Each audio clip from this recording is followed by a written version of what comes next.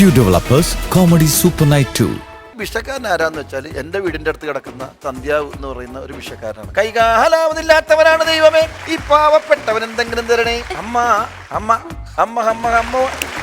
എൻ്റെ കൂടെ പഠിച്ചവരൊക്കെ ഇങ്ങനെ കോളേജിൽ പോകുന്ന സമയത്ത് ഞാൻ തോർത്തു മുടി കെട്ടിയിട്ട് കുഴിയെടുക്കും. അവരൊക്കെ എന്നെ കണ്ടറിഞ്ഞപ്പോൾ നിനക്ക് ജോലിയായല്ലേ, ഞങ്ങൾക്ക് ജോലിയായില്ലേ. കല്യാണിച്ചെടുക്കലായിരുന്നു. ഞാൻ അവിടുത്തെ മിന്നാമിനിങ് വെള്ള ഷർട്ടും മുണ്ട് കൊടുത്തോണ്ട് വന്നതാണ്.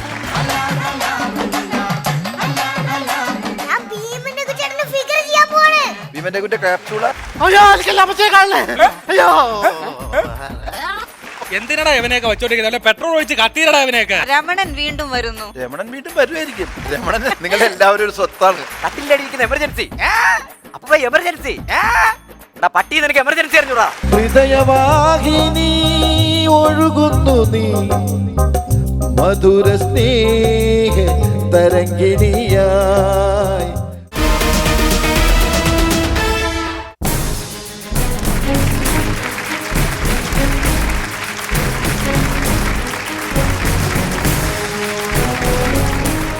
ആഹ്ലാദം ലഭിക്കണമെങ്കിൽ ആശകൾ ഒഴിവാക്കണമെന്നാണ് മഹത്വചനം. ആശകൾക്കിടവേള നൽകിക്കൊണ്ട് ആഹ്ലാദം നൽകുവാനായി ഞങ്ങൾ എത്തിയിരിക്കുന്നു. ഏവർക്കും സ്വാഗതം. ഇത് Kandamkulathy Kumkuma Chandanadi fairness oil comedy super night 2 powered by confident group. കല്യാണ വീട്ടിൽ ആളൊക്കെ കുറഞ്ഞു തുടങ്ങി. കൂടെ കുറവന്മാരുണ്ടോ? അവന്മാരെ കാണുന്നില്ലല്ലോ.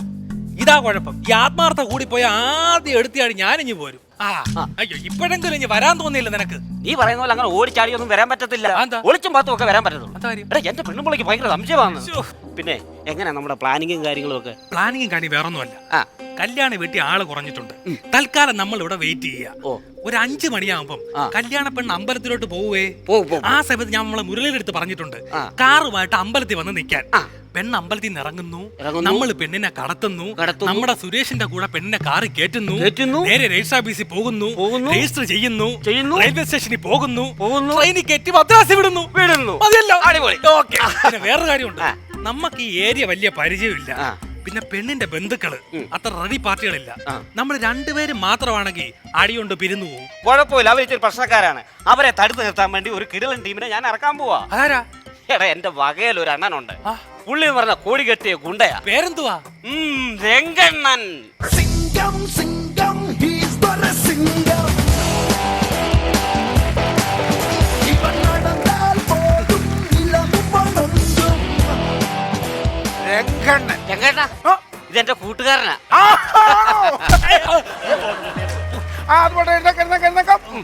ഞാനൊരു വലിയൊരു ഗുണ്ടയാണ്, കാര്യങ്ങളൊക്കെ പറഞ്ഞായിരുന്നല്ലോ. ഏതായാലും ഞാൻ ആ പെണ്ണിനെ നാളെ കല്യാണം കഴിക്കാൻ വേണമല്ലേ, ആ പെണ്ണിനെ അവിടെ ഭദ്രമായിട്ട് വെക്കുന്നു. നമുക്ക് കല്യാണം കഴിക്കാനുള്ള പയ്യന്റെ കയ്യിലിട്ട് ഞാൻ കൊണ്ട് വെക്കുന്നു. ഓക്കെ, ഇത്ര മാത്രം ചെയ്താൽ മതിയല്ലോ. ആയിക്കോട്ടെ. പെണ്ണ് കാണാൻ അങ്ങനെ ഉണ്ട്? സുന്ദരിയാണോ? പിന്നെ നല്ല പാലപ്പത്തിന്റെ നിറവാ. സുന്ദരി പെണ്ണ. ശരി ശരി. പെണ്ണ് സുന്ദരിയായിരിക്കുമ്പം ചെറുക്കൻ സ്വാഭാവികമായിട്ടും ഉള്ള കാര്യം പറയാമല്ലോ. ഇതുപോലൊരു ചെറുക്കൻ ഈ നാട്ടിൽ വേറെ ഇല്ല. ശരി, ഇതൊക്കെ പറഞ്ഞാലും ഞാൻ ഇവിടെ വന്നിട്ട് നിങ്ങളുടെ ചെറുക്കനെ ഞാൻ കണ്ടില്ലല്ലോ. അതാ പൂക്കടക്കിടും തള്ളുന്നുണ്ട്. ഇപ്പൊ വരും.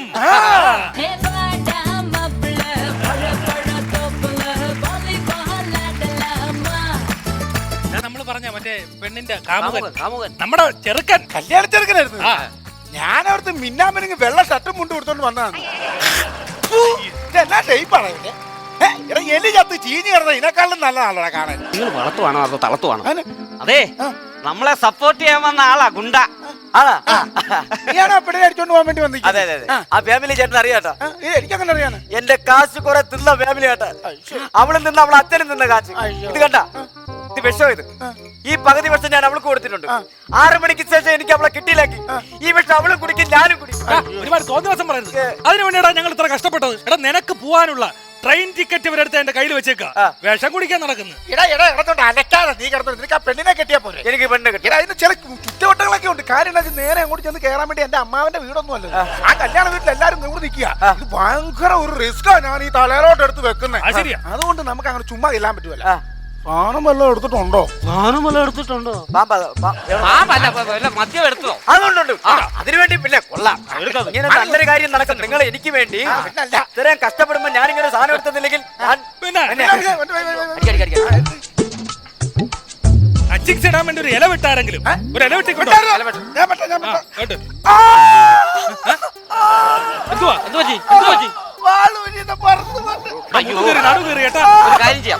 കമ്മ്യൂണിസ്റ്റ് പറ്റ പറഞ്ഞു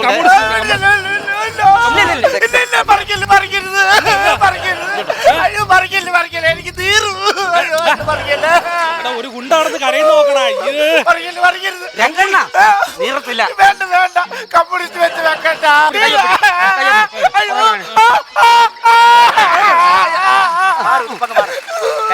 ഒരു ഗുണ്ട കിടന്ന് കരയുന്ന കളിച്ചിട്ട് നോക്ക്. ഇല വെട്ടിക്കൊണ്ടാ പെട്ടെന്ന്.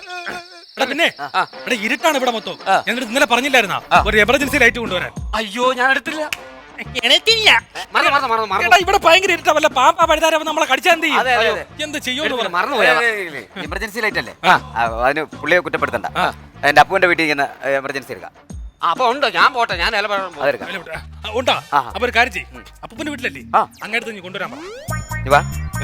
ആര് അയാളടുത്ത് നീ കൊണ്ടുവരാൻ പറ. നിന്റെ മടിയിലിരുത്തെ പേരട്ട അയാൾ അങ്ങനെ നിന്റെ മടിയിലിരുത്തെ പേരത്തേക്ക് മേലാൽ വയസ്സിന് മൂത്ത ആൾക്കാർ അയാൾ അങ്ങനെ സംഭവനായിരുന്നു. 90 വയസ്സുള്ള ആളിനെ കയറി അയാൾ അങ്ങായിരുന്നു. ഞാൻ ദൈവത്തെ പോലെ കാണുന്ന മനുഷ്യനെ. ആ പുള്ളി അങ്ങോട്ട് പറഞ്ഞു വിട്ടാ ഞാൻ വിളിച്ച് പറഞ്ഞേക്കാം കേട്ടോ. ഹലോ കിട്ടി അപ്പോ ഞാനാണേ ഒരാളെ അങ്ങോട്ട് പറഞ്ഞു വിടും. അപ്പൊ ആ കട്ടിലിന്റെ അടി ഇരിക്കുന്ന എമർജൻസി ഇല്ലേ, അതാ പുള്ളിനെ കൊടുത്തു വിടണം. കേൾവിക്ക് ചെറിയൊരു വിഷയമുണ്ട്. അപ്പൊ ഞാനേ ഒരാളെ അങ്ങോട്ട് പറഞ്ഞു വിടും. അപ്പൊ ആ കട്ടിലിന്റെ അടി ഇരിക്കുന്ന എമർജൻസി ഇല്ലേ, അതാ പുള്ളിനെ കൊടുത്തു വിടാൻ. അപ്പൊ എമർജൻസി നമ്മള് കൊല്ലത്തുനിന്ന് മാറ്റിയ എമർജൻസി, കട്ടിലിന്റെ അടി ഇരിക്കുന്ന എമർജൻസി. അപ്പൊ എമർജൻസി പട്ടി നിനക്ക് എമർജൻസി അറിഞ്ഞൂടാ. എന്റെ ചെവിയിൽ ആ പഠിച്ചിരിക്കണടാ. നാട്ടിലുള്ള പെണ്ണുങ്ങളെ സകല ജാതകം നിനക്കറിയാലോ. നിനക്ക് എമർജൻസി അറിഞ്ഞൂടാ. എന്തോടാ പറഞ്ഞു പ്രായ ഒരു മനുഷ്യനില്ലടാ മാമാ. ഞങ്ങൾക്കൊരു എമർജൻസിയുടെ ആവശ്യമുണ്ട്. അപ്പൊ അവിടെ ഒരു എമർജൻസി ഉണ്ടല്ലോ, ഞങ്ങളൊരാളെ അങ്ങോട്ട് പറഞ്ഞു വിടാം. ആ എമർജൻസി ഒന്ന് കൊടുത്തു വിടുവോ? എന്തിനടാ ഇവനെയൊക്കെ വെച്ചോണ്ടിരിക്കുന്നത്? പെട്രോൾ ഒഴിച്ച് കത്തിയിരടാ ഇവനെയൊക്കെ. ഒരു സാധനം മേടിച്ചോണ്ട് വരുവോ? മോണഞ്ഞവൻ ഏതാണ്ട് ഞാൻ മേടിച്ചോണ്ട് കൊടുക്കാടാ അവന് ഞാൻ. ഹലോ മോനെ, നീ വീട്ടിലോട്ട് വരുമ്പോ ഒരു തേങ്ങ മേടിച്ചോണ്ട് വരാവോ? അതെ, അരമുറി തേങ്ങ, ഒരു തിരി, ഒരു പട്ടും നിന്റെ നെഞ്ചത്ത് വെക്കാൻ ഞാൻ കൊണ്ടുതരാം. നീ നിമിത്തം എന്റെ കല്യാണം വല്ലതും കുളമാവണം. നിന്നെ അവിടെ നിന്ന് ഞാൻ കുഴിച്ചിതാക്കും.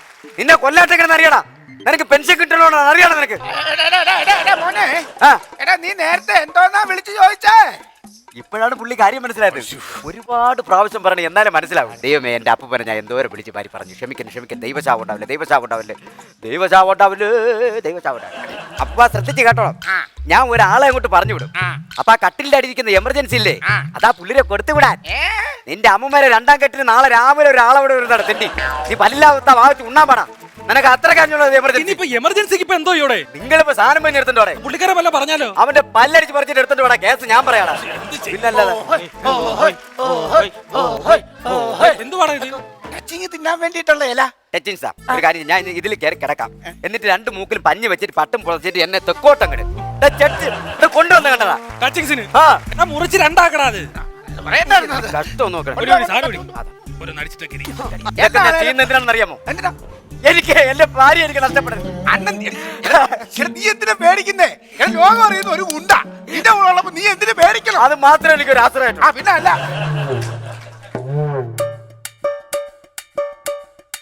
നീ എന്തിനാ വിഷമിക്കുന്നേ? ഞാനില്ല ഇവിടെ.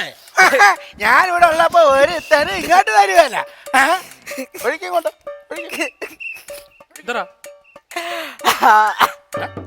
അവളെ വിട്ട് പോയാൽ എനിക്ക് ഓർമ്മിക്കാൻ വേറൊന്നുമില്ല. അവളെ ഞാൻ പണ്ട് അവളെ പുറകെ നടന്ന് പാടിയ പാട്ട് മാത്രമേ എനിക്കുള്ളൂ. ഞാൻ ആ പാട്ട് ഉടമ്പെട്ടില്ല. ആ പാട്ടിൽ അവള് വീണ് പോയത്. ആ വിഷമം മാറാനായിട്ട് നീ വേണമെങ്കിൽ ആ പാട്ടൊന്ന് പാടി. ആ പാട്ട്.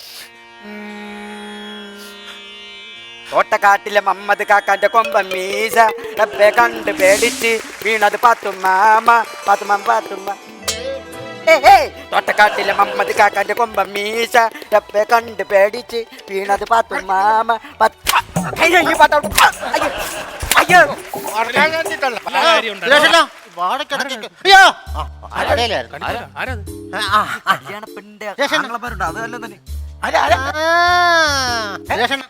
അപ്പൂപ്പൻ പറഞ്ഞേ ഈ സഞ്ചി തരാൻ സുരേഷന്റെ തരാൻ പറഞ്ഞു. എന്തിനാന്ന് എനിക്കറിയത്തില്ല. സഞ്ചി കൊണ്ട് തരാൻ പറഞ്ഞു. വാഴ എന്താ കപ്പയോ ഏത്തക്കായോ ഏതാണ്ടൊക്കെ എടുത്ത് കാച്ചിലൊക്കെ എടുത്ത് ഇടാൻ വേണ്ടി സഞ്ചി. നോക്കടാ, പരട്ടക്കളവ് ഫോണിൽ കൂടെ തന്ന പരിപാടി പോരാത്തോണ്ട് നോക്കടാ, നേരിട്ട് ലൈവായിട്ട് കൊടുത്തു വിട്ടേക്കണ്ട. അതെന്താ ഇവന്റെ ഈ വിഷം കൊണ്ടുവന്ന് എന്റെ അപ്പൂപ്പൻ കിടന്നുറങ്ങുമ്പോ ആ വായിലോട്ട് അണ്ണാക്കിലോട്ട് ഒഴിച്ചു കൊടുക്കും. ആ അങ്ങനെ ചാവിട്ട് കൊണ്ടുപോ. ഞാൻ കൊടുത്തോളാം. എന്ത് കഷ്ടമാണ് നോക്ക്. എനിക്ക് മനസ്സിലായി. നിങ്ങളെല്ലാരും കൂടെ ചാരാകം കുടിക്കുന്നു. അരക്കുന്ന സാധനങ്ങൾ ഇല്ല, നിങ്ങൾ ചാരാകം കുടിക്കുന്നു. എനിക്ക് വേണം, എനിക്ക് വേണം. പണ്ടാര ഒഴിച്ചു കുടിച്ചിട്ട് പോട്ട്. ഇത് അറിഞ്ഞു കഴിഞ്ഞാൽ അവളെ ആങ്ങളമാരെ വന്നു എല്ലാത്തിനും വെട്ടിപ്പിരിക്കും.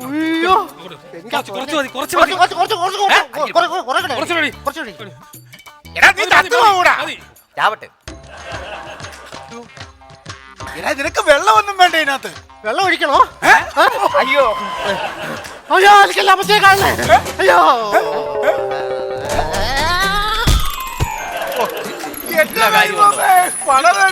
കല്യാണക്കോളാവൂ. എടുത്ത് മാറ്ററാ സാധനത്തിനേക്ക്. എടുത്ത മയിലിൽ കൊണ്ട് കളാ പോ. കരക്കടിഞ്ഞ തിമിങ്ങലത്തിനെ കൊണ്ടുപോകുന്നുണ്ടത്. നീ എന്തിനാ കിടന്നിട്ട് അലക്കി നടന്ന്? ഞാൻ ഇവിടെ ഗുണ്ടയാണുള്ളത്. നീ എന്തിനാ പേടിക്കുന്നത്? നീ അങ്ങോട്ട് ഒഴിച്ചാ. നീ അങ്ങോട്ട് മാറുന്നേ. ഇനി ഞാൻ ഇവിടെ ജീവിച്ചിരിക്കുമ്പോ നിനക്ക് ആ പെണ്ണോട് ജീവിച്ചാ പോരെ? ഞാൻ കൊണ്ടുവിടാ. നിങ്ങളെ പുഷ്പം പോലെ എടുത്തോണ്ട് അവനെ കൈയോട്ട് വെച്ച് കൊടുക്കും. എങ്ങനെ? നീ അതൊന്നും പേടിക്കണ്ട, ഞാൻ കൊണ്ടുപോകോളാം. പോകരുത്. ഇല്ല, അണ്ണാ കുളവും ഒരു കുളവും അണ്ണാവരത്ത് ഉറങ്ങിയിട്ടില്ലെന്ന്. അണ്ണാ അവിടെ ഒരു പട്ടിയുണ്ടെന്ന് പറഞ്ഞിട്ട് അണ്ണ അവിടെ പട്ടിയുണ്ട്. എനിക്ക് പട്ടി ഒരു പേടിയല്ല. പോകരുത്. എന്റെ പെണ്ണെന്നെ വിട്ടു പോകും. ഇത് കുളവും. എടാ വീട്ടുകാർ ഉണരും. പട്ടി ഉടച്ചാ ഉണരുന്ന വിഷയമാവും. പട്ടി ഉണന്ന് പട്ടി ഉണന്ന് കുറയ്ക്കുന്നു. ആളുകളൊക്കെ അങ്ങോട്ട് ഓടുന്ന. എന്റെ ദൈവമേ, അണ്ണ എവിടെ? ഞാൻ അങ്ങോട്ട് ചെന്നപ്പോ അവരുടെ അടുക്കള വശത്ത് കിടന്ന പട്ടി എന്നെ കടിച്ചു പറിച്ചേ. അയ്യോ, പട്ടിയുടെ കടിയും കൊണ്ട് വന്നിക്കണ്ട. അണ്ണ ആരെങ്കിലും അണ്ണനെ കണ്ട? എല്ലാവരും കണ്ടടാ. അല്ല, ആരെങ്കിലും അണ്ണനെ കണ്ട? ഞാനും കണ്ടില്ല. രക്ഷപ്പെട്ട്. അതെ, ബഹളം ഉണ്ടാക്കരുത്. നാളെ എന്റെ ഭാര്യ ആവാനുള്ള പെണ്ണാണത്. അവൾ ആരെങ്കിലും കെട്ടിക്കൊണ്ടു പോയിച്ചാ പിന്നെ ഞാൻ ജീവിച്ചിരുന്നൊരു കാര്യം. ചൂട്ടെടുത്തവന്റെ വായിക്കാത്തോണ്ട് കേട്ടാ. നീ ഒന്ന് അടങ്ങ. പെണ്ണിനെ കിട്ടുന്ന കാര്യം ഞാൻ ഏറ്റ്. ഞാനല്ല, നിനക്ക് പെണ്ണെ കൊണ്ടു തരുന്ന കാര്യം ഞാൻ ഏറ്റ്. പക്ഷെ വേറൊരു കാര്യം, ആ പട്ടിയെ തല്ലിക്കൊന്ന് എന്റെ കാലിൽ ചോട്ടിക്കൊണ്ട് നിർത്തണം. ഞാൻ ചെയ്യും. ചെയ്യും. എന്നാ പിന്നെ ഒന്നും നോക്കണ്ട, സാധനം മേടിച്ച് അങ്ങോട്ട് അടിക്കണം. രാവിലെ അന്നേരം നിന്നെ അതിലോട്ട് കൊണ്ട് ഞാൻ തരാം. അപ്പൊ നമുക്ക് അടിച്ച് നേരം വെളുപ്പിക്കാം. അത്രേ ഉള്ളൂ. അടി.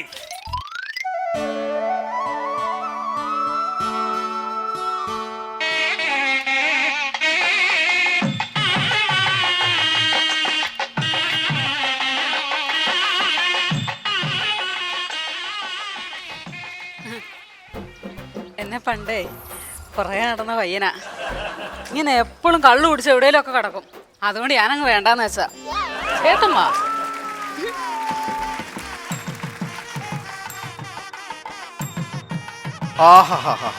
എന്തൊരു കിടപ്പ്.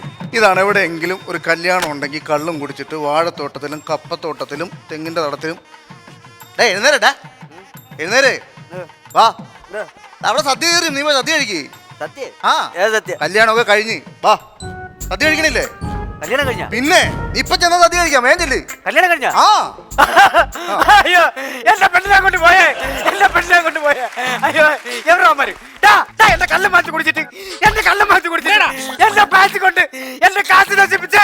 അയ്യോ അയ്യോ, എന്റെ പെണ്ണിനെ കൊണ്ട് ഉണ്ട്. എവിടെ? എടാ, എന്റെ കല്ല് മാറ്റി കുടിച്ചിട്ട് എന്റെ പെണ്ണിനെ കൊണ്ടുപോയി. എന്റെ പെണ്ണിനെ കൊണ്ടുപോയ. അയ്യോ, നീയൊക്കെ എന്നോട് പറഞ്ഞു രാവിലെ എനിക്ക് പെണ്ണിനെ കൊണ്ടുതരാന്ന്. എന്റെ പെണ്ണിനെ കൊണ്ടുപോയ. എന്റെ കാശ് കൊണ്ട് കള്ളു മാറ്റി പിടിച്ചിട്ട് എന്റെ പെണ്ണിനെ കൊണ്ടുപോയ. കല്യാണം കഴിഞ്ഞ്. ആ പെണ്ണിന്റെ കല്യാണം കഴിഞ്ഞു. കരയാതെന്നേ. ഞാൻ എങ്ങനെ കരയാതിരിക്കും? പോട്ടെ, ഇപ്പൊ ആ പെണ്ണിനെ കെട്ടിയില്ലേ, ഇനിയിപ്പോ എന്നാ ചെയ്യാൻ പറ്റും? ആ താലി ഒരു കെട്ടാൻ പറ്റുമല്ലോ. 50 ദിവസം സുഖമായിട്ട് ജീവിക്കട്ടെ. ഇത് സങ്കടപ്പെടാതെ. നിനക്ക് ഞങ്ങൾക്ക് എല്ലാവർക്കും സങ്കടമുണ്ട്. ഒരു കാര്യം ചെയ്യും അല്ലേ, ഒരു കാര്യം ചെയ്യും. ഇനിയിപ്പോ ഈ സങ്കടം മാറാൻ വേണ്ടിട്ട് ഒരു ഫുള്ളൂടെ മേടിച്ച് നമുക്ക് അങ്ങ് അടിച്ചാലോ? എടാ തെണ്ടി, ഞാൻ ഇല്ല പണ്ട് ഞാൻ അവളെ പുറകെ പാടിയിടുന്ന പാട്ടും പാടി ഞാൻ എവിടെ എവിടെയെങ്കിലും കിടക്ക.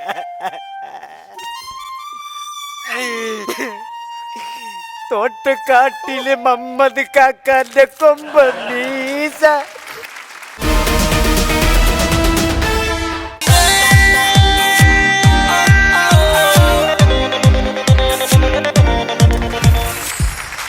ടെലികോം ഡിപ്പാർട്ട്മെന്റിൽ കരാർ ജീവനക്കാരനായിരുന്നു. കരാറൊന്നുമല്ല. കരാറൊന്നുമില്ല. പണിയെടുക്കുക, കാശ് മേടിക്കാൻ കരാറുമില്ല അവരുണ്ട്. ടെലികോം അതാ ഞാൻ പറഞ്ഞില്ലേ, 77 ഞാൻ SLC പാസ്സായിട്ട് ടെലികോമിൽ കയറിയതാണ്. അപ്പോൾ കുടുംബമൊക്കെ ടെലികോമിൽ തന്നെയാണ് വർക്ക് ചെയ്തത്. ചേട്ടന്മാരെല്ലാം അവിടെ തന്നെയായിരുന്നു. അങ്ങനെ ആ KRF പഠിത്തം പിന്നീട് തുടരാൻ പറ്റിയില്ല. പേരെടുക്കേണ്ട കയ്യിൽ നേരെ പിക്കാസ് എടുത്തു മാത്രമേ ഉള്ളൂ. അപ്പം എൻ്റെ കൂടെ പഠിച്ചവരൊക്കെ ഇങ്ങനെ കോളേജിൽ പോകുന്ന സമയത്ത് ഞാൻ തലയിലൊക്കെ ഇങ്ങനെ മൂടി കെട്ടിയിട്ട് തോർത്ത് മൂടി കെട്ടിയിട്ട് കുഴിയെടുക്കും. കാരണം അവർ കണ്ടെന്നാണ്. പക്ഷെ അവരൊക്കെ എന്നെ കണ്ടറിഞ്ഞപ്പോൾ നിനക്ക് ജോലിയായല്ലേ, ഞങ്ങൾക്ക് ജോലി ആയില്ല എന്ന് പറയുന്ന അവിടെയാണ് ഞാൻ സന്തോഷിച്ചത്. കാരണം അന്നത്തെ ഒരു ബുദ്ധിയിൽ അങ്ങനെയൊക്കെ ആണല്ലോ, ആരും കാണാതെ. അതിനുശേഷം പിന്നീട് കുറച്ച് ആൾ ടെലികോമിൽ ജോലി ചെയ്തു. പിന്നെ അവിടുന്ന് കലാഭവനിൽ കൊച്ചി നാടകവേദിയിൽ സിനിമയിൽ അഭിനയിക്കണം ആഗ്രഹം? ഇല്ല, അങ്ങനെ ഒന്നുമില്ല. അന്ന് ഞാനിങ്ങനെ ചെറിയ ചെറിയ പരിപാടികൾക്ക് പോകും, കോമ്പറ്റീഷന് പോകും. അത്തച്ചമയത്തിനൊക്കെ പങ്കെടുത്തതൊക്കെ ഭയങ്കര രസമായിട്ടുള്ള സംഭവമാണ്. അത്തച്ചമയത്തിന് പങ്കെടുക്കുന്നതൊക്കെ വലിയ വലിയ കോമ്പറ്റ് ചെയ്യുന്ന ആൾക്കാരാണ് അവിടെ വരുന്നത്. കാരണം അന്ന് ജയൻ, NG സോമൻ അവരൊക്കെയാണ് പ്രൈസ് കൊടുക്കുന്നത്. അപ്പോൾ അവിടെയൊക്കെ പോകാൻ പേടിയാണ്. അങ്ങനെ എൻ്റെ ഒരു കൂട്ടുകാരൻ തന്നെയാണ്, ടെലികോമിൽ തന്നെയുള്ള ഒരു കൂട്ടുകാരനാണ് അവിടെ പേര് കൊടുത്തത്. മഹാത്മാ ലൈബ്രറി ഓഡിറ്റോറിയത്തിൽ ഒരു ലൈബ്രറി കൊണ്ടുപോയി എൻ്റെ പേര് കൊടുത്തു. ഞാൻ ആദ്യം മത്സരിക്കാൻ ചെല്ലുകയാണ്. അവിടെ സ്ഥിരമായിട്ട് അവിടെ പ്രൈസ് വാങ്ങുന്ന ഒരാളുണ്ട്. അയാൾക്കാണ് സ്ഥിരം അവിടെ പ്രൈസ് കിട്ടുന്നത്. അന്ന് മോണോആക്ടുള്ളൂ, മിമിക്രി ഇല്ല. അങ്ങനെ ഞാൻ ചെന്ന് അവിടെ ചെന്നപ്പോൾ ഇയാളൊരു സംഘം ഇങ്ങനെ വരും. അപ്പോൾ കാണുമ്പോഴേ എനിക്ക് പേടിയായി. ഞാനും എൻ്റെ കൂട്ടുകാരൻ ചന്ദ്രനുണ്ട്. തൃപ്പൂണിത്തുറ ഹൈസ്കൂളിലാണ് അത് നടക്കുന്നത്. അപ്പോൾ ഈ പ്രൈസ് വാങ്ങുന്ന ആളും ഒരു സംഘമായിട്ട് ഇങ്ങനെ വരും. അപ്പോൾ അവരൊക്കെ എല്ലാവരും നോക്കുന്നുണ്ട് ഇയാളെ, കാരണം സ്ഥിരം വാങ്ങുന്ന ആളല്ലേ. അതിലൊരാൾ എൻ്റെ അടുത്ത് വന്നിട്ട് തന്നെ അശോക് എന്നല്ലേ പേരെന്ന് വെച്ചാൽ, അതെ നിങ്ങൾ മത്സരിക്കുന്നുണ്ടല്ലോ, ഉണ്ട്, എന്താ നിങ്ങൾ ചെയ്യുന്നതെന്ന് വെച്ചാൽ. അപ്പോൾ ഞാൻ നവരസങ്ങളാണ് ചെയ്യുന്നത് എന്ന് പറഞ്ഞപ്പോൾ അങ്ങനെ കോമ്പറ്റീഷൻ തുടങ്ങി. ഈ നവരസങ്ങളെല്ലാം ആ വ്യക്തി കാണിക്കുകയാണ്. അവൻ എൻ്റെ കൂട്ടുകാരൻ എന്നെ വഴക്ക് പറഞ്ഞു, നീ എന്തിനാ അതൊക്കെ പറഞ്ഞത്, അപ്പോൾ അത് നീ റിപ്പീറ്റേഷൻ അല്ലേ, അത് തന്നെയല്ലേ നീയും കാണിക്കാൻ പോകുന്നത്. അപ്പോൾ ഞാൻ പറഞ്ഞു എനിക്ക് 1-2 സാധനങ്ങൾ പറഞ്ഞ് തരുമെന്ന് വെച്ച് ചെയ്യാന്ന്. ഒരു ഷർട്ടും മേടിക്കാൻ പറഞ്ഞു, വൈറ്റ് ഷർട്ട്. ഒരു വൈറ്റ് ഷർട്ടും വാങ്ങിച്ച് കുറച്ച് സാധനങ്ങൾ ഞാൻ പറഞ്ഞു കൊടുത്തു. അതൊക്കെ അവൻ റെഡിയാക്കി. അങ്ങനെ എൻ്റെ ഐറ്റം ഞാൻ അങ്ങനെ മാറ്റുകയാണ്. അവിടെ നവരസങ്ങൾ ഉണ്ടെങ്കിൽ തന്നെയും ഒരു അച്ഛനും മകനായിട്ടുള്ളൊരു ഒരു കോൺവെർസേഷൻ പോലത്തെ ഒരു ഐറ്റം. അതിൽ തന്നെ മകൻ വഴക്കിട്ട് പോകാൻ നേരത്ത് മകൻ്റെ അതാ എൻ്റെ ഭാര്യ, ഇവൻ്റെ അമ്മ മരിച്ചിട്ട് ഫോട്ടോ ഉണ്ടെന്നൊക്കെ ആദ്യം നമ്മൾ പറയണം. എന്നിട്ട് ആ ഭാര്യത്ത് പോയിട്ട് പറയുന്നതാണ്. അപ്പോൾ അവിടെയൊക്കെ മൈക്ക് വെച്ചിട്ടുണ്ട്, അതെൻ്റെ മകൻ ഉടക്കി പോകുന്നു എന്നൊക്കെ പറഞ്ഞ് ഇങ്ങനെ പറയുന്ന സംഭവമാണ്. അവിടെ തിരിച്ച് വന്നു കഴിഞ്ഞാൽ നമ്മളിങ്ങനെ ബ്ലഡ് ഒമിറ്റ് ചെയ്യും. അപ്പോൾ റിയൽ ബ്ലഡ് ഒമിറ്റ് ചെയ്ത് നമ്മുടെ വൈറ്റ് ഷർട്ടാണ് ഇട്ട് അതുപോലെ ഇങ്ങനെ വീണിട്ട് ഭയങ്കര ക്ലാപ്സ് ആയിരുന്നു. അങ്ങനെ ആദ്യത്തെ കൊല്ലം എനിക്ക് അവിടെ എൻ്റെ പ്രൈസ് വാങ്ങിച്ചു. അത് കഴിഞ്ഞിട്ടുള്ള അത്തച്ചമയത്തിന് വീണ്ടും പങ്കെടുത്തു. അന്ന് മിമിക്രി ഉണ്ട്, മോണാക്ടിനും മിമിക്രിക്ക് ഞാൻ ഫസ്റ്റ് ആയിരുന്നു 2ാം കൊല്ലം. 3ാമത്തെ കൊല്ലവും ഞാൻ മിമിക്രി മോണാക്ടിനും ഫസ്റ്റ്. അങ്ങനെ 3 കൊല്ലം വാങ്ങിച്ചു. 4ാം കൊല്ലം ഞാൻ ജഡ്ജായി അവിടെ.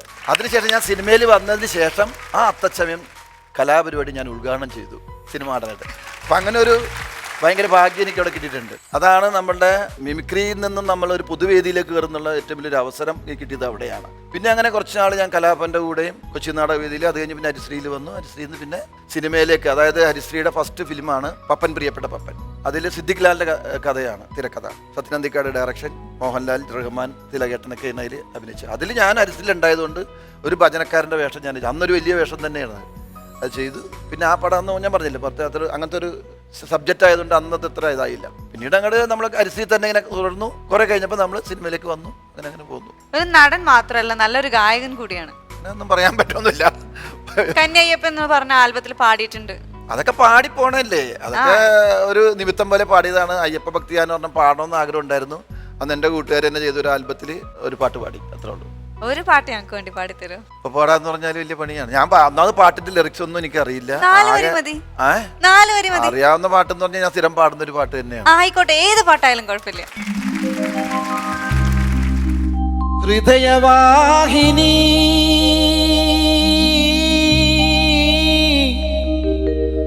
ഒഴുകുന്നു നീ മധുര സ്നേഹ തരംഗിണിയായി, മധുര സ്നേഹ തരംഗിണിയായി. ഹൃദയവാഹിനി ഒഴുകുന്നു നീ മധുര സ്നേഹ തരംഗിണിയായി, മധുര സ്നേഹ തരംഗിണിയായി. കാലമമാകാശ ഗോപുര നിഴലിൽ, കാലമമാകാശ ഗോപുര നിഴലിൽ കൽപ്പന തൻ കളകാഞ്ചികൾ ചിന്തി, കൽപ്പന തൻ കളകാഞ്ചികൾ ചിന്തി. ഹൃദയവാഹിനി ഒഴുകുന്നു നീ മധുര സ്നേഹ തരംഗിണിയായി, മധുര സ്നേഹ തരങ്കിണിയാ.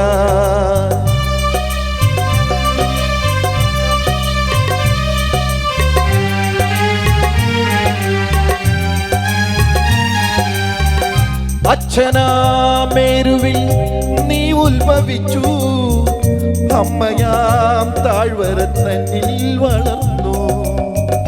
അച്ഛനാമേരുവിൽ നീ ഉത്ഭവിച്ചു, അമ്മയാം താഴ്വര തന്നിൽ വളർന്നു. അടുത്ത തലമുറ കടലായിരമ്പി ആവേശമാർന്നു നീ തുള്ളി തുളുമ്പി. മുന്നോട്ടേ മുന്നോട്ടേ സ്നേഹപ്രവാഹിനി, മുന്നോട്ട് മുന്നോട്ട്. ഹൃദയവാഹിനി ഒഴുകുന്നു നീ, മധുര സ്നേഹ തരങ്കിണിയായി, മധുര സ്നേഹ തരങ്കിണിയായി.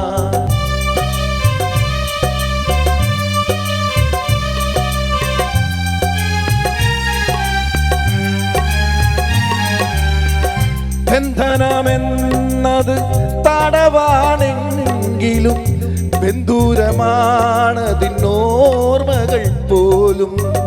ബന്ധനമെന്നത് തടവാണെങ്കിലും ബന്ധൂരമാണതിനോർമ്മകൾ പോലും.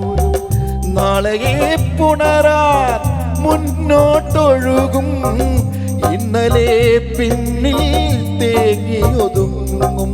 മുന്നോട്ടേ മുന്നോട്ടേ സ്നേഹപ്രവാഹിനി, മുന്നോട്ട് മുന്നോട്ടേ. ഹൃദയവാഹിനി ഒഴുകുന്നു നീ, മധുര സ്നേഹ തരങ്കിണിയായി, മധുര സ്നേഹ തരങ്കിണിയായി.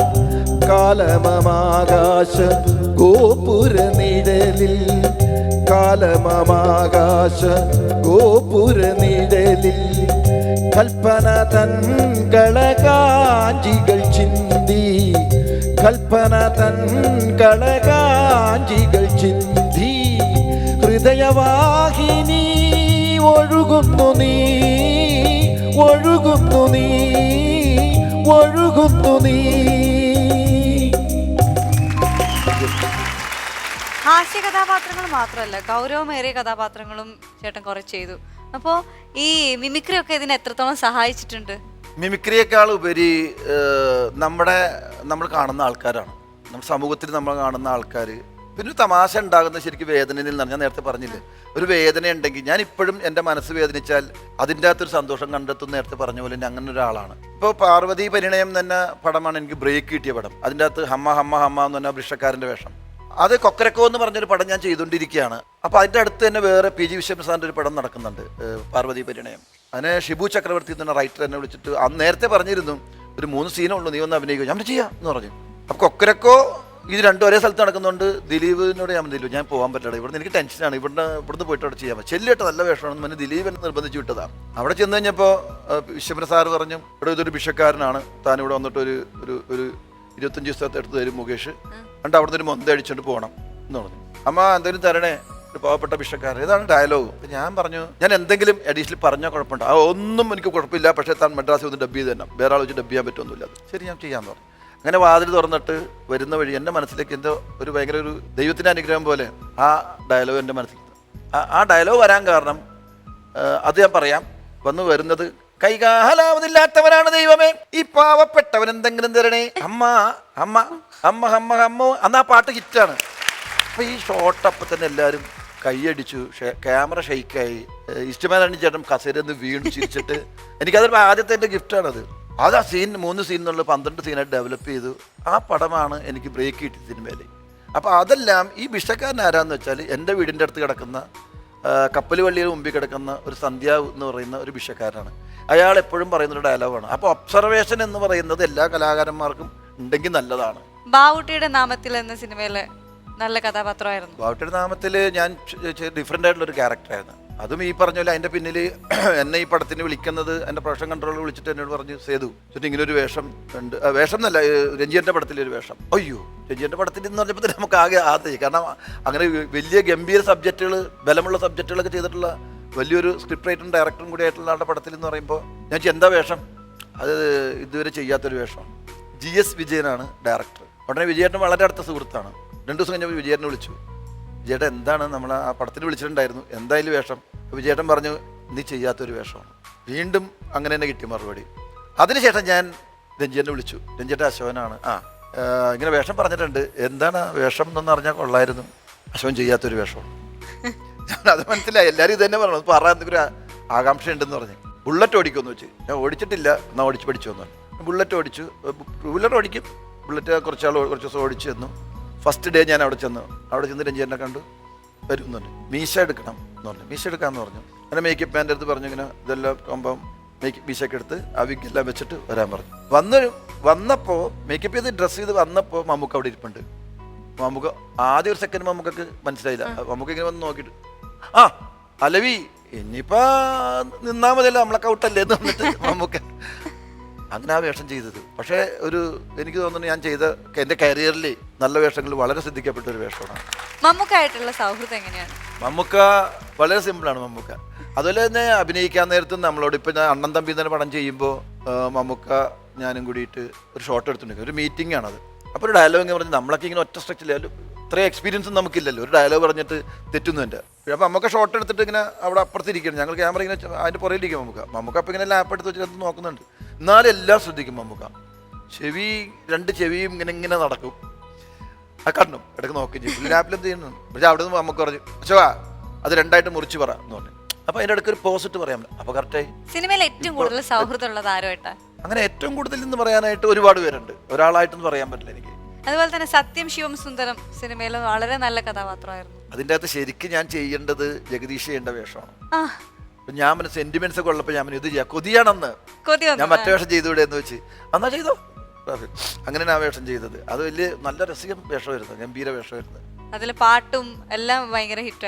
സെന്റിമെന്റ്സ് അന്ന് കൊതിയാണ്. ഇപ്പോഴും നമുക്ക് സെന്റിമെന്റ്സ് ചെയ്യാനും ക്യാരക്ടർ റോൾ ചെയ്യാനായിട്ട് ഭയങ്കര കൊതിയാണ്. ഇപ്പൊ ഞാൻ ചെയ്തത് ശ്രീനേട്ടൻ്റെ ഒരു പടം ചെയ്തു. ശ്രീനേട്ടൻ എഴുതി, ശ്രീനേട്ടൻ ഹീറോ ആയിട്ട് അഭിനയിച്ച പവിമാഷിന്റെ മധുരച്ചൂരൽ എന്ന് പറഞ്ഞിട്ട് ലരയും ശ്രീനേട്ടനാണ്. നല്ലൊരു ക്യാരക്ടർ റോളാണ്. അതിൻ്റെ കുറേ സെന്റിയും കാര്യങ്ങളൊക്കെ ഉള്ളൊരു നല്ല ശ്രീനേട്ടൻ്റെ കൂട്ടുകാരനായിട്ടാണ്. അത് നല്ല രസം വേഷമാണത്, അതിന്റെ കൊതിച്ചൊരു വേഷമാണ്. വില്ലൻ വേഷങ്ങൾ ചെയ്യാൻ കൊതിയുണ്ടോ? വില്ലൻ വേഷം ചെയ്തിട്ടുണ്ട് ഞാൻ. നല്ല ഭയങ്കര വില്ലൻ കിട്ടിയാ ചെയ്യും. നമ്മളെല്ലാം ചെയ്യണമല്ലോ, വില്ലൻ വേഷം മാത്രമായി മാറാതിരുന്നാൽ മതി. പിന്നെ ഇപ്പൊ സൗബിൻ ചെയ്യുന്ന ഒരു പടം പറവ, അതിൻ്റെ അകത്തും ഇതുപോലെ തന്നെ ഒരു ഭയങ്കര ഏജ് ആയിട്ടുള്ള ഒരു ക്യാരക്ടറാണ്, ഒരു ക്യാരക്ടറുകളാണ്. അത് കോമഡി അല്ല, ക്യാരക്ടറായിട്ടുള്ള ഒരു വേഷമാണ്. പിന്നെ ഹണി ബി സെക്കൻഡ്സ്, അത് 2 സീനുള്ളൂ. 2 സീൻ പൊളിച്ചിട്ട് കൊണ്ടൊരു സീനാണ്, ഗംഭീര സീനാണത്. അതുപോലെ ഇപ്പൊ റാഫിയുടെ റോൾ മോഡൽസ്, അതിൻ്റെ അകത്ത് 2 സീൻ ക്ലൈമാക്സിൽ വരുന്നതാണ്. അത് ഈ പറഞ്ഞ പോലെ അത് പറയാൻ പറ്റില്ല ആ വേഷം എന്താണ്. 2-3 സിനിമകൾ ഇങ്ങനെ കേട്ട് കഴിഞ്ഞു. 2 സിനിമകൾ, ഒരു സിനിമയിൽ വീണ്ടും ഒരു നായകനായിട്ട് തന്നെ അഭിനയിക്കുന്നുണ്ട്. അത് അങ്ങനെ ഒരു വേഷമാണ്. കാരണം അറിയാലോ, നേരത്തെ പറഞ്ഞില്ലേ കള്ളനെ പറ്റിയ മോഹമാണെന്ന് പറഞ്ഞത്. അതും ഒരു കള്ളൻ തന്നെയാണ് അതിൻ്റെ അകത്ത്. പിന്നെ FB-ലൊക്കെ കണ്ടു ഇങ്ങനെ രമണൻ വീണ്ടും വരുന്നു നോക്ക. രമണൻ വീണ്ടും വരുന്നുണ്ടോ? രമണൻ വീണ്ടും വരുമായിരിക്കും. അത് ആരാ എഴുതിയത് എനിക്കറിയില്ല. കൊറേ ന്യൂസ് കണ്ടിരുന്നു രമണൻ വരുന്നു എന്നൊക്കെ പറഞ്ഞിട്ട്. വരണ്ടാവും. ഇല്ല, രമണൻ വന്നത് എനിക്കറിയില്ല. രമണായിട്ട് ഇനി വിളിച്ച് രമണൻ വരും. ഇപ്പൊ നിങ്ങൾ വിളിച്ചാൽ രമണായിട്ട് ഞാൻ ഇവിടെ വരും. രമണൻ നിങ്ങളുടെ എല്ലാവരും ഒരു സ്വത്താണ്. കലാന്തകൻ തന്റെ ബാലവെടിഞ്ഞോടിവാ പടിവേലമാ നീലമയി ദേറിവാ.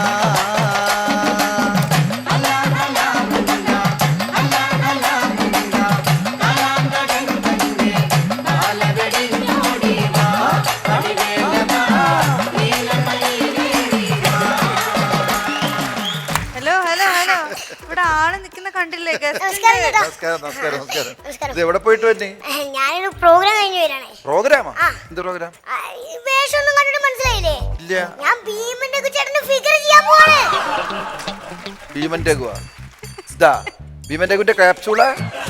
എന്റെ ഒരു ശരീരത്തിൽ വെച്ച് ഇതെല്ലാം ചെയ്യാൻ പറ്റുള്ളൂ. ദൈവമേ, ഭീമന്റെ അടുത്തൂടെ പോയാലേ ചവിട്ടി പിടിച്ചോളൂ ചിലപ്പോൾ. നീ ഇത് എവിടെ പരിപാടിക്ക് പോയിട്ട് വന്നതാ? ഇന്ന് എന്റെ സ്കൂളിൽ ആനുവൽ ഡേ ആയിരുന്നു. അപ്പൊ ഇവിടെ ഉള്ള ഏതിലൊക്കെ ഒരു ഗസ്റ്റിനെ കൊണ്ട് ചെല്ലാനാണ് എന്നോട് പറഞ്ഞത്. അവസാനം ഞാനും മുസ്തഫയ്ക്കും കൊണ്ട് പോയി. ആരെ? മുസ്തഫ ഇവിടുത്തെ സെക്യൂരിറ്റിയാ.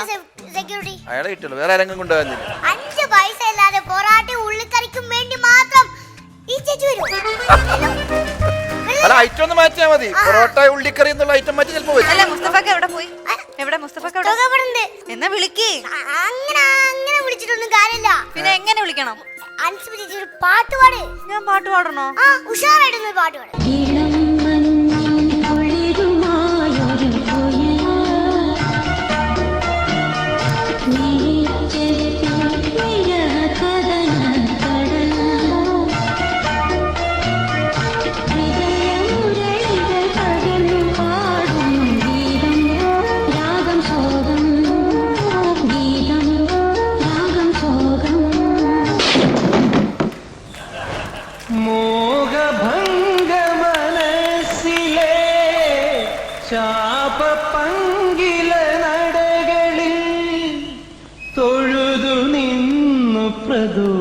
പ്രദോഷമായി അകലുമാത്മമനോഹരി നീ എൻ്റെ പ്രാണനിൽ അലിയൂ വേഗം.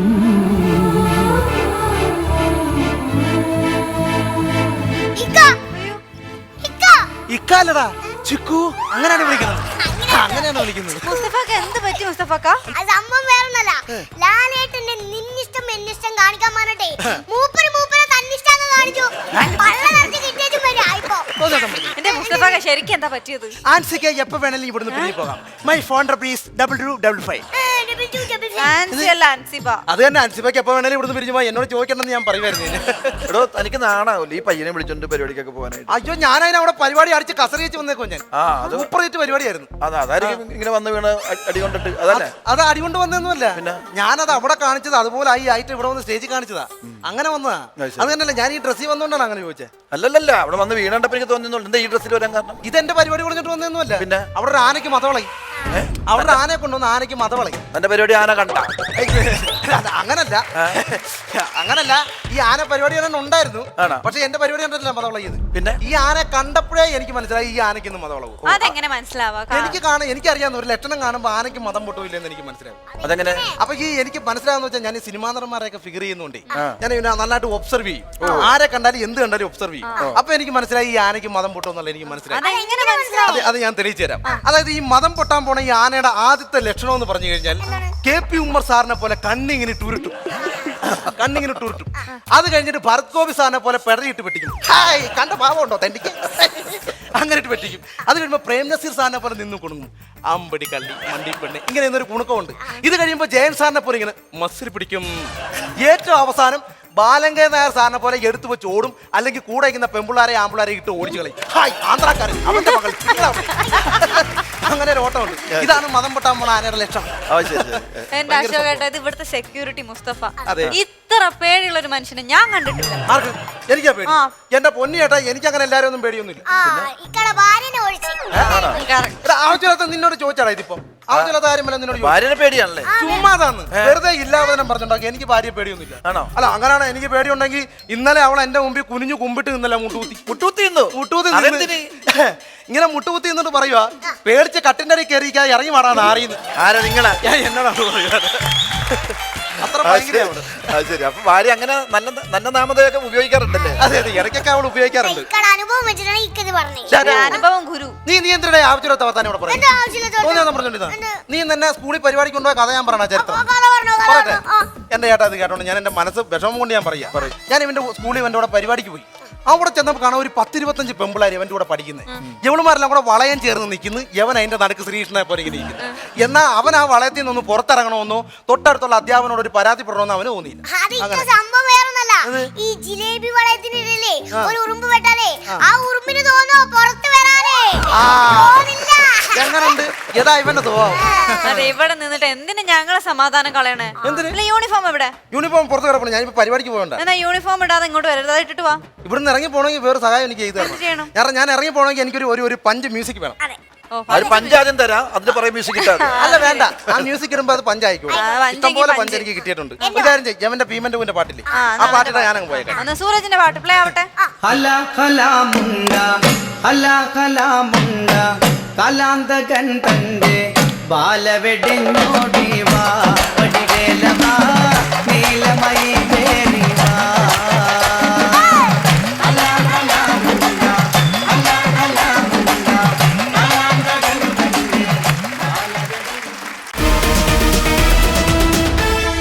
ചേട്ടന്റെ മകനും സിനിമാ രംഗത്തേക്ക് കടന്നു വരികയാണ് ഇപ്പൊ. അവന് ചെറിയ ഗ്യാപ്പ് ഇട്ട് തലയൊക്കെ ഇങ്ങനെ കയറി വന്നു കടന്നു വരുന്നു പറഞ്ഞു. അവന് ആദ്യം 2 സിനിമ ചെയ്തു, അതിനുശേഷം അവന് ചെറിയ ബിസിനസ് ഒക്കെ ഉണ്ട്. അപ്പൊ അതിൽ കോൺസെൻട്രേറ്റ് ചെയ്തിട്ട് ഇപ്പൊ സൗബിന്റെ പടത്തിൽ അഭിനയിക്കുന്നത്. നടൻ സൗബിൻ ഡയറക്ടറാണ് ശരിക്കും. പറവയിൽ അഭിനയിക്കുന്നുണ്ട്. അതെ അതെ അതെ. അപ്പൊ ഇനി സിനിമയിൽ സജീവമായിട്ടുണ്ടാവാൻ പ്ലാൻ? അങ്ങനെയൊന്നുമില്ല, അവന് മെയിൻ ബിസിനസ് ആണ്. അവന്റെ നല്ല വേഷങ്ങൾ കിട്ടിയ അവൻ ചെയ്യും. ഫാൻസ് അസോസിയേഷൻ ഉണ്ടല്ലോ ഇപ്പൊ, ഒരുപാട് പേർക്ക് ഫാൻസ് അസോസിയേഷൻസ്, അതിനെ കുറിച്ച് എന്താ അഭിപ്രായം? ഫാൻസ് നല്ലതല്ലേ, നമ്മൾ ആരാധിക്കുന്നവരൊക്കെ നമ്മുടെ ഫാൻസ് ആണ്. നമുക്ക് അസോസിയേഷൻ എന്ന് പറയുന്നത് നമ്മൾ ഇഷ്ടപ്പെടുമ്പോഴാണല്ലോ, നമ്മളെ കഴിവുകളെ അവർ അംഗീകരിക്കുമ്പോഴാണ് നമുക്കൊരു അസോസിയേഷൻ, ഒരു ഫാൻസ് ഉണ്ടാവുന്നത്. പക്ഷേ ഈ അസോസിയേഷൻ, നമ്മളുടെ അസോസിയേഷൻ എന്ന് പറഞ്ഞിട്ട് ചെയ്യുന്നത് നല്ല കാര്യങ്ങളായിരിക്കണം. ഇപ്പോൾ ഫാൻസ് അസോസിയേഷനൊക്കെ ചെയ്യുന്ന കാര്യങ്ങൾ നല്ലതാണ്. ഇപ്പോൾ കമലഹാസൻ്റെ ഫാൻസ് എന്ന് പറയുന്നത്, കമലഹാസൻ പറഞ്ഞ ഒരു കാര്യം, കണ്ണ് ദാനം ചെയ്യാമെങ്കിൽ മാത്രമേ എൻ്റെ ഫാൻസ് അസോസിയേഷൻ മെമ്പർഷിപ്പ് ഉള്ളൂ എന്ന് പറഞ്ഞ പോലെ, നമ്മൾ നല്ല കാര്യങ്ങൾ ചെയ്യുന്ന കുറേ ആൾക്കാർ എൻ്റെ കൂടെ ഉണ്ടെങ്കിൽ ആ എന്നെ ഇഷ്ടപ്പെടുന്നവർ എൻ്റെ കൂടെ അല്ല അതിൻ്റെ കൂടെ നമ്മളുണ്ടാകും എന്ന് പറഞ്ഞ പോലെ. ഇപ്പോൾ ഫാൻസ് ഉള്ളവർക്കൊക്കെ അങ്ങനെ നല്ല കാര്യങ്ങൾ ചെയ്യുന്നുണ്ട് അവരുടെ അസോസിയേഷൻ. അങ്ങനെയുള്ള അസോസിയേഷൻ നല്ലത് തന്നെയാണ്. എന്തായാലും ഒരുപാട് കഥാപാത്രങ്ങൾ ഇനിയും കാണാൻ വേണ്ടിയിരിക്കുകയാണ്. ഒരുപാട് കഥാപാത്രങ്ങൾ ഇങ്ങനെ എഴുതിക്കൊണ്ടിരിക്കുകയാണ് പലരും. അതെ അതെ, നല്ല കഥാപാത്രങ്ങൾ ഈ വർഷം ചെയ്യാൻ കഴിഞ്ഞിട്ടുണ്ട്. ഇപ്പോൾ കുറച്ച് സമയം കൊണ്ട്, ഇപ്പോൾ ജനുവരി ഫെബ്രുവരി ആയിട്ട് ഞാൻ 5 സിനിമ ചെയ്തു. 2 വർഷം മാറി നിന്നിട്ട് തുടങ്ങിയതാണ്. വീണ്ടും ഒരു 3-4 കഥാപാത്രം ചെയ്യുന്നുണ്ട് അടുത്ത് തന്നെ. അതുകൂടാതെ ഞാൻ പറഞ്ഞ പോലെ നായക കഥാപാത്രം ചെയ്യുന്നുണ്ട്. നല്ല സബ്ജക്റ്റാണ്, അത് ഹ്യൂമറിൽ തന്നെ പിടിക്കുന്നത്. നമ്മൾ ആകാശം പോലെ ഒരു സീരിയസ് ആയിട്ടുള്ളൊരു കഥാപാത്രത്തെ നമ്മളിപ്പോൾ ചെയ്യുന്നില്ല. കാരണം അങ്ങനെ സബ്ജക്റ്റ് ചെയ്യാനുള്ള ഐഡിയ ഉണ്ട്. അതുകൊണ്ട് ഉടനെ ഇനി ഒരു നായകൻ ചെയ്യുകയാണെങ്കിൽ അതൊരു കോമഡി ആയിട്ടുള്ളൊരു നായകൻ തന്നെ ആയിരിക്കും. അതിലൊരു കഥയുണ്ടാകും, സെൻറ്റിമെൻറ്റ്സും ഉണ്ടാകും. പടങ്ങൾ ഇപ്പോൾ വന്നേക്കുന്നത് കൂടുതലും കോമഡിയും വന്നിട്ടുണ്ട്, പിന്നെ സീരിയസ് കഥാപാത്രങ്ങളും അതുണ്ട്. എന്തായാലും ഇനിയിപ്പോൾ പഴയ പോലെ തന്നെ ആക്റ്റീവായിട്ട് ഒന്ന് മാറിയുന്നതിൻ്റെ ക്ഷീണമൊക്കെ തീർക്കണം. എന്തായാലും ഒരു എന്നെ സ്നേഹിക്കുന്ന, എന്നെ ഇഷ്ടപ്പെടുന്ന, അല്ലെങ്കിൽ രമണനെ, പഞ്ചാബി ഹൗസിലെ രമണനെ, അല്ലെങ്കിൽ പറക്കും തളിയിലെ സുന്ദരനെ സ്നേഹിച്ച പോലുള്ള കഥാപാത്രങ്ങൾ ഇനിയും ഉണ്ടാകുമെന്ന് തീർച്ചയായിട്ടും ഞങ്ങൾ അതന്നെയാണ് പ്രതീക്ഷിക്കുന്നത്. ഞങ്ങൾക്ക് അതാണ് വേണ്ടത്. ഉണ്ട്, അതുപോലെ വേഷങ്ങൾ വരുന്നുണ്ട് തീർച്ചയായിട്ടും. നിങ്ങൾ പ്രതീക്ഷിക്കുന്ന വേഷങ്ങൾ എന്തായാലും ഈ അടുത്ത് തന്നെ വരാൻ സാധ്യതയുണ്ട്. അപ്പോൾ നിങ്ങളുടെ എല്ലാവരെയും, എന്നെ സ്നേഹിക്കുന്ന, മലയാള സിനിമയെ സ്നേഹിക്കുന്ന എല്ലാവരെയും അനുഗ്രഹങ്ങളും പ്രോത്സാഹനങ്ങൾ ഉണ്ടാവുമെന്ന് പ്രതീക്ഷിക്കുന്നു. ഇതെല്ലാം കാണാൻ വേണ്ടി ഞങ്ങൾ കട്ട വെയിറ്റിംഗ് ആണ്. ഞാൻ വേറൊരു കാര്യം കൂടി കേട്ടിട്ടുണ്ട്, റേഡിയോ കേൾക്കാൻ ഭയങ്കര ഇഷ്ടമാണ്. റേഡിയോ എന്ന് പറയുന്നത് ഞാൻ പറഞ്ഞുതരാം. പാട്ട് എന്ന് പറഞ്ഞത് എൻ്റെ ജീവനാണ്. കാരണം പാട്ട് ഒരു മെഡിസിനാണ്. സംഗീതം എന്ന് പറയുന്ന ഒരു മെഡിസിനാണ്. മ്യൂസിക്കൽ തെറാപ്പി എന്ന് പറഞ്ഞൊരു ട്രീറ്റ്മെൻറ്റ് തന്നെയുണ്ട്. പാടി സുഖപ്പെടുത്തുന്ന സംഭവമുണ്ട്. അപ്പോൾ പാട്ട് ഇല്ലാത്തൊരു ദിവസം എൻ്റെ ജീവിതത്തിൽ ഉണ്ടാവില്ല. അതെനിക്ക് ചിന്തിക്കാൻ പറ്റില്ല. ഞാൻ ഇവിടുന്ന് കാലിക്കറ്റ് വരെ, അന്ന് വീഡിയോ ഇതാണ്, CD ഇല്ല, കാസറ്റ് ഇട്ടിട്ട് ഒരു പാട്ട് മാത്രം കേട്ടോണ്ട് അത് കേൾക്കും, പിന്നെ റിവൈൻഡ് അടിക്കും, പിന്നെ കേട്ട് അങ്ങനെ പോയിട്ടുണ്ട്. എന്തിന് വേറൊരു സൂര്യോദയം തന്നെ പാട്ട്. ആ പാട്ട് എനിക്ക് വളരെ ഇഷ്ടപ്പെട്ട പാട്ടാണ്. അതുവരെ ഞാൻ ഇവിടുന്ന് പോകുമ്പോൾ കാലിക്കറ്റ് ആ പാട്ട് മാത്രം കേട്ടുകൊണ്ട് ഞാൻ പോയിട്ട്. അപ്പോൾ അത്ര ഇഷ്ടപ്പെട്ട പാട്ട്, അത്ര ഇഷ്ടമാണ് പാട്ടുകളോട്. ആ ഇഷ്ടപ്പെട്ട പാട്ടുകൾ ഒരുപാടും ഉണ്ട്. അപ്പോൾ പാട്ടെന്ന് പറഞ്ഞാൽ ഇപ്പം എൻ്റെ വീട്ടിലൊരു റേഡിയോ ഉണ്ട്. രാവിലെ എഴുന്നേറ്റാൽ 2 കുപ്പി വെള്ളം വീട്ടിൽ ബെഡ്റൂമിൽ വെച്ചിട്ടുണ്ടാകും. 1 കുപ്പി തീർന്നു, 1 കുപ്പി എടുത്ത് കഷത്തിൽ വെക്കും, റേഡിയോ എടുത്ത് വെക്കും, മൊബൈൽ എടുക്കും, കണ്ണട എടുത്തിട്ട് നേരെ ലിവിങ്ങിൽ വരുള്ളൂ. എന്നിട്ട് അത് ഓൺ ചെയ്ത് വെച്ചിട്ട് കുറച്ച് നേരം പാട്ട് കേട്ടിട്ടായിരിക്കും പത്രം വായിക്കണേയും അതൊക്കെ അങ്ങനെ പോകുന്നതാണ് സംഭവം. പാട്ട് ഏത് സമയം എനിക്ക് ഭയങ്കര ഇഷ്ടമാണ്. ഇതാണ് എന്റെ യഥാർത്ഥ ഇത് ആനയുടെ പോലെ അല്ല, ഈ ആനയുടെ പോലെ അല്ല, ഈ എന്താണ് എന്റെ ഒബ്സർവ് ചെയ്തെന്ന് പറഞ്ഞില്ല, അതുകൊണ്ട് പിന്നെ ഇതാണ്. അതെ, ഇതുമായിട്ട് എപ്പോഴും ഇങ്ങനെ നടക്കുന്നതുകൊണ്ട് ഞാൻ ഒബ്സർവ് ചെയ്തെങ്കിലും ഒരു ദിവസം ചവിട്ടോട്ട് ചാകുള്ളൂ. അങ്ങനെ പറയട്ടെ. ഇത് വേറെ പരിപാടി ബുക്കിംഗ് ആയി. സംഭവം ബുക്കിംഗ് ആയി. അതായത് പിന്നെ മറ്റേ ഫിഗറിന്റെ പരിപാടിയല്ല, എന്റെ പരിപാടി അവിടെ വെക്കണം. കാരണം അവർക്ക് ഉത്സവം കുളവാക്കണം, അതുകൊണ്ട് ആനയെ മതവളക്കാനാണ്. അതന്നെ, അതായിരിക്കും അവരുടെ ഉദ്ദേശം.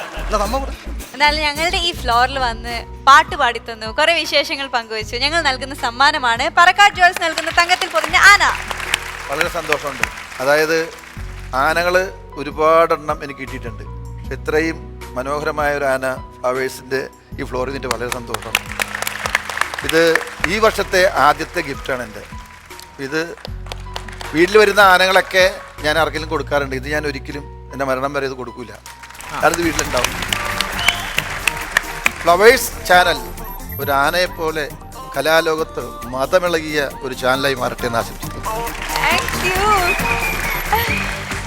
ഇത്രയും നേരം നമ്മൾ എല്ലാരും സന്തോഷിപ്പിച്ച ഇന്നത്തെ എപ്പിസോഡ് ഇവിടെ തീരുന്നു. പുതിയ അതിഥികളുമായി ഞങ്ങൾ വീണ്ടും വരുന്നതാണ്. കണ്ടുകൊണ്ടേയിരിക്കുക. ഇത് Kandamkulathy Kumkuma Chandanadi fairness oil comedy super night 2 powered by confidence group.